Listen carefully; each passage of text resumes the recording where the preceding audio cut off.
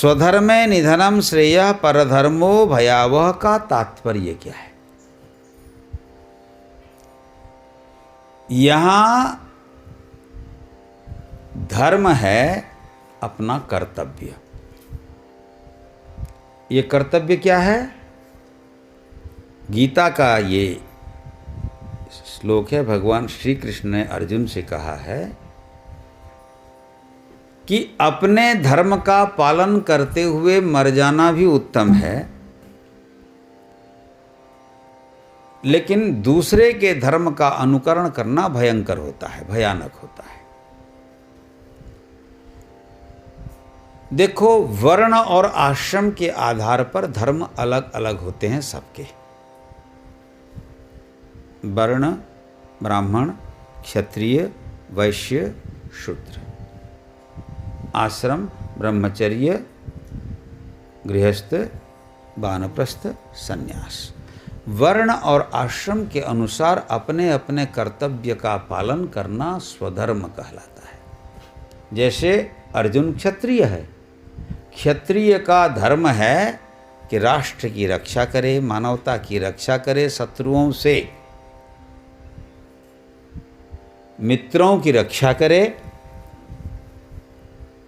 और धर्म की रक्षा करे, सत्य की रक्षा, धर्म की रक्षा, अपनों की रक्षा और अपनी रक्षा भी। ये करना क्षत्रिय का धर्म है। व्यापार वैश्य का धर्म है। पठन पाठन ब्राह्मण का, संक्षिप्त में बोल रहा हूं, ब्राह्मण का धर्म है। सेवा शूद्र का धर्म है।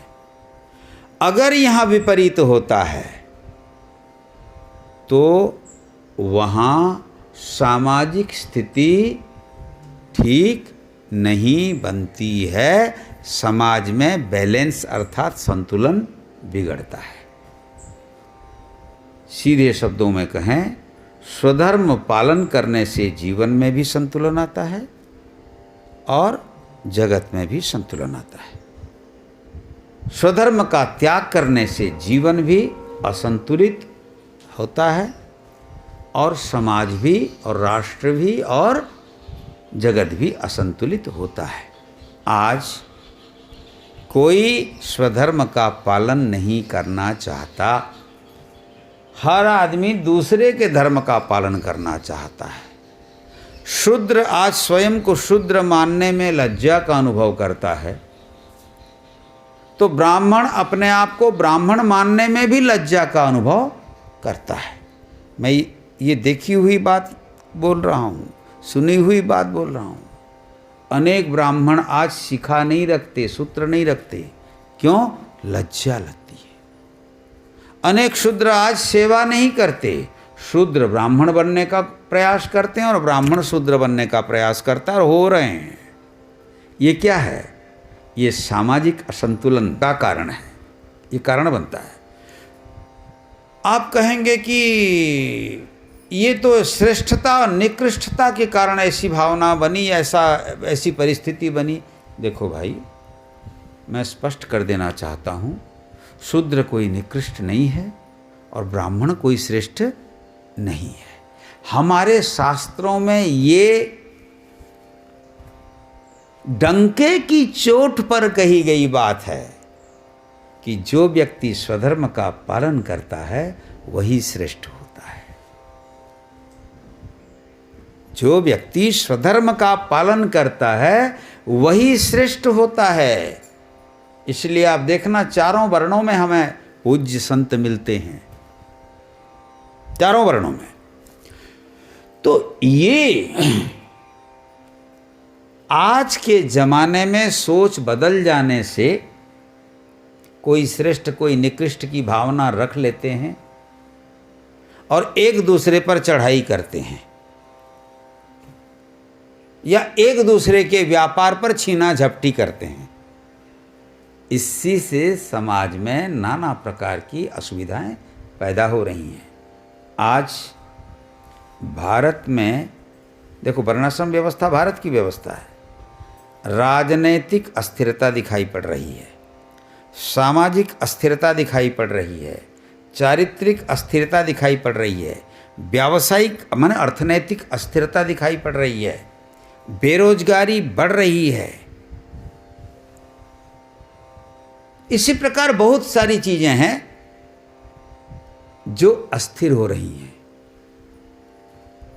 इसके पीछे कारण है भारत की जो सनातन और परीक्षित व्यवस्था थी, उस व्यवस्था को आज लोग स्वीकार नहीं रहे। अब मैं ये नहीं बोलता हूं कि तुम स्वीकारो न स्वीकारो, लेकिन इतना जान लो, अपने स्वधर्म का पालन करोगे तो सुखी भी रहोगे, यशस्वी भी बनोगे। तो स्वधर्म का मतलब होता है अपने कर्तव्य का पालन। इसके बहुत बहुत दिशाएं हैं। माँ का कर्तव्य क्या है? बच्चे का पालन पोषण करना, वह माँ का स्वधर्म है, माँ के रूप में। पिता का पालन स्वधर्म है। तो इसी प्रकार व्यक्ति स्तर पर, सामाजिक स्तर पर, वर्ण के आधार पर, कर्म के आधार पर, आश्रम के आधार पर स्वधर्म है। तो भगवान श्री कृष्ण का उद्देश्य यही था कि इन अधर्मियों को इस धर्म युद्ध में इन अधर्मियों के साथ युद्ध करना तुम्हारा धर्म है। मर जाओगे स्वर्ग मिलेगा। हतो वा प्राप्स्यसि स्वर्गम जित्वा वा भोक्ष्यसे महीम।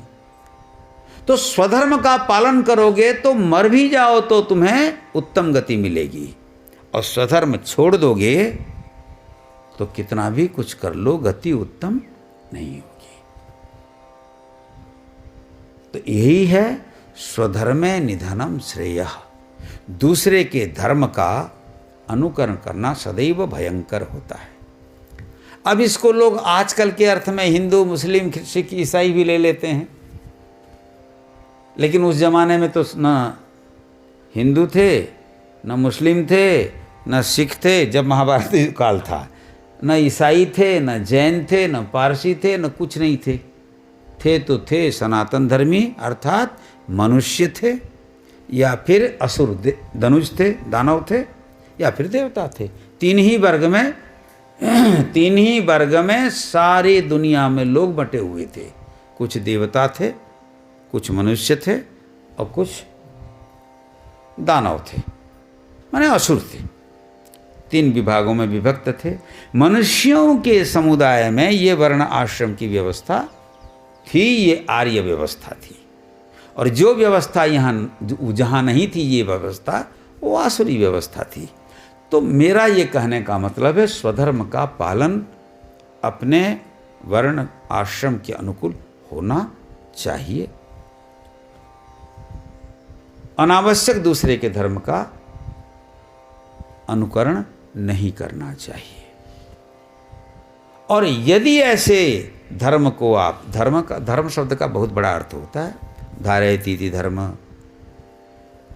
धारणा धर्म इत्याहु, बहुत सारे धर्म का बहुत व्यापक अर्थ है। लेकिन आज के संदर्भ में अगर विचार करो तो चाहे जैसा भी हो, स्वधर्म स्वकर्म का पालन करो, लेकिन मानव धर्म को अपनाओ। मानव धर्म का मतलब होता है प्रेम, सबको जानना, आत्मवत जानना, और सबको आत्मवत प्यार करना, सबके दुख सुख को समझना, और दुखी व्यक्तियों को सहयोग करना, उनके प्रति करुणा का भाव रखना। जो लोग नीडी हैं, ज़रूरतमंद हैं, उनकी सेवा करना, रोगियों की सेवा करना, ये आज का धर्म है। और जबरदस्ती मैं एक प्रकार के धार्मिकों का सदा विरोध करता हूं, वो है धर्मांतरण करने वालों का। जो लोग समझते हैं कि हम धर्मांतरित कर देंगे तो हमारी संख्या बढ़ जाएगी और हम सारी दुनिया के शासक बन जाएंगे, एक बात याद रखो, ये दुनिया 100% कभी एक धर्म की छत्र छाया में नहीं रहेगी। ये मैं बिल्कुल स्पष्ट बोल रहा हूँ।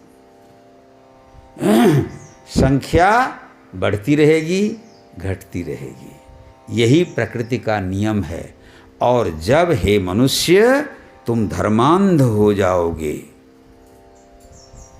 सत्य, न्याय और प्रेम का मार्ग छोड़ दोगे, पारस्परिक सहयोग का मार्ग छोड़ दोगे, तो प्रकृति उस समय पर स्वयं प्रकट होकर अपना नियंत्रण कर लेती है। काल के सामने कोई बड़े नहीं है। तुम लोग देख लो, राजाओं ने भी कोशिश किया सारी दुनिया को एक जैसे बनाने की। बना पाएंगे क्या? अरे परमात्मा ने इस दुनिया को अनेक बनाया है। यहाँ अनेक नाम हैं, अनेक रूप हैं, अनेक प्रकार हैं। अनेकता यहाँ की विशेषता है। इस अनेकता में एक आत्मसत्ता का दर्शन, एक रूपता है। तो हम व्यावहारिक रूप से सदैव अनेक रहेंगे। कभी भी व्यावहारिक रूप से हम एक नहीं हो सकते, लेकिन हम आध्यात्मिक रूप से सदैव एक हैं। इस बात को मैं बार बार बोलता हूँ। हमें उसी आध्यात्मिक एकता को जानना है, एक रूपता को जानना है। और ये जानना जीवन का सबसे बड़ा धर्म है। जो ये जान जाता है वह सुरक्षित रह जाता है, और जो ये नहीं जानता वो रात दिन मरता रहता है। हरि ओम तत्सत।